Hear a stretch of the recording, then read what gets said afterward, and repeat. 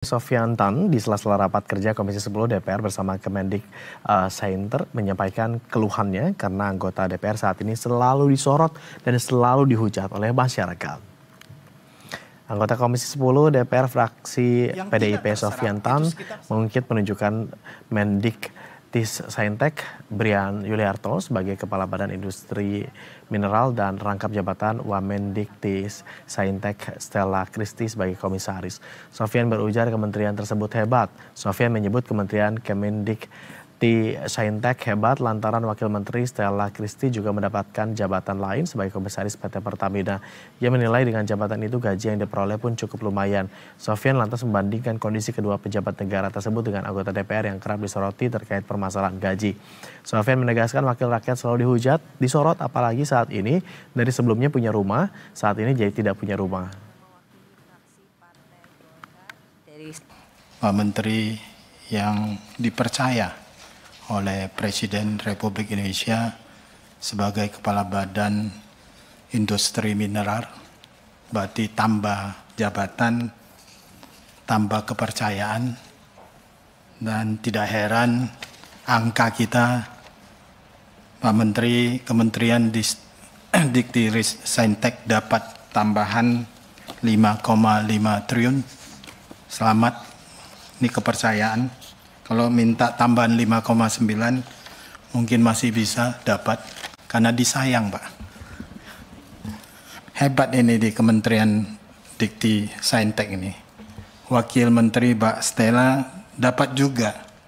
Dia wakil menteri, dia dapat jadi komisaris PT Pertamina. Berarti gajinya lumayan tuh. Ya. Kalau kami wakil rakyat selalu dihujat dia, disorot. Dari rumah jadi nggak punya rumah sekarang. Sebelumnya gaji anggota DPR menjadi sorotan usai disebut mencapai 100 juta rupiah per bulan. Ketua DPR Puan Maharani membantah gaji DPR tidak mengalami kenaikan, namun mendapatkan tunjangan tempat tinggal pengganti rumah dinas.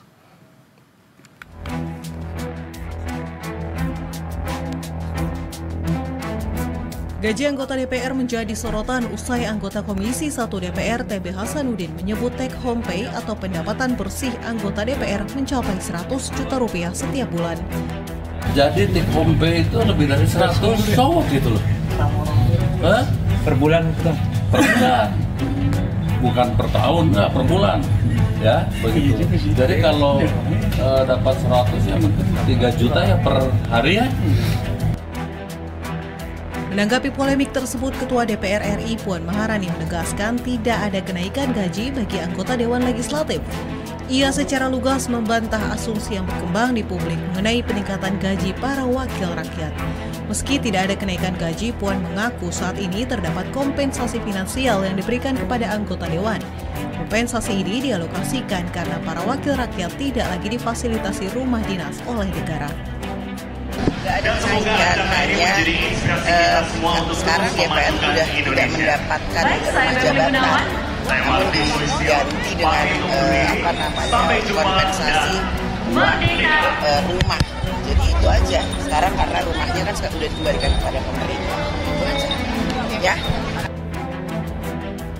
Berdasarkan surat Sekjen DPR nomor B-RT-TT01-09/2024, tunjangan rumah pengganti fasilitas rumah dinas yang diterima DPR setiap bulan sebesar 50 juta rupiah. Sehingga jika dijumlahkan dengan gaji dan tunjangan yang sudah ada sebelumnya mencapai lebih dari 100 juta rupiah seperti yang dikemukakan TB Hasanuddin. Jumlah uang yang diterima anggota DPR tersebut lebih besar 2 kali lipat dari gaji dan tunjangan anggota DPR periode sebelumnya. Gaji dan tunjangan DPR diatur dalam Surat Edaran Sekretariat Jenderal DPR tahun 2010, Surat Menteri Keuangan tahun 2015.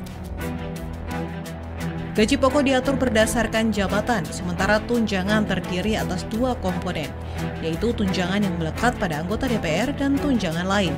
Jika dijumlahkan, maka seorang anggota DPR dapat membawa pulang uang setidaknya sebesar Rp51.903 per bulan. Jumlah ini di luar uang perjalanan dinas dan dana ke daerah pemilihan yang dulu dikenal dengan dana aspirasi. Meski demikian, Wakil Ketua DPR Adis Kadir mengatakan ada beberapa tunjangan yang mengalami penyesuaian mengikuti indeks harga barang yang berlaku saat ini, sehingga total pendapatan bersih anggota DPR mencapai 69 hingga 70 juta rupiah per bulan. Jadi kalau dulu gaji kawan-kawan itu terima total bersih yang sekitar 58, mungkin dengan kenaikan gaji tidak naik ya, tidak sering gaji tidak naik, kenaikan tunjangan makan disesuaikan dengan indeks saat ini, mungkin terima hampir 69 hampir 70-an. Jadi yang naik cuma tunjangan itu saja yang saya sampaikan tadi, tunjangan beras, karena kita tahu beras telur juga naik mungkin. Jumlah gaji dan tunjangan yang diterima DPR kemudian menimbulkan polemik di tengah kelesuan ekonomi masyarakat dan upaya efisiensi pemerintah yang memangkas keuangan sejumlah instansi. Di saat yang sama, tingkat kepercayaan publik terhadap DPR masih rendah. Survei Indikator Politik Indonesia yang dirilis pada 27 Januari 2025 menunjukkan tingkat kepercayaan terhadap DPR berada di peringkat ke-10 dari 11 lembaga. Tim Liputan Berita 1.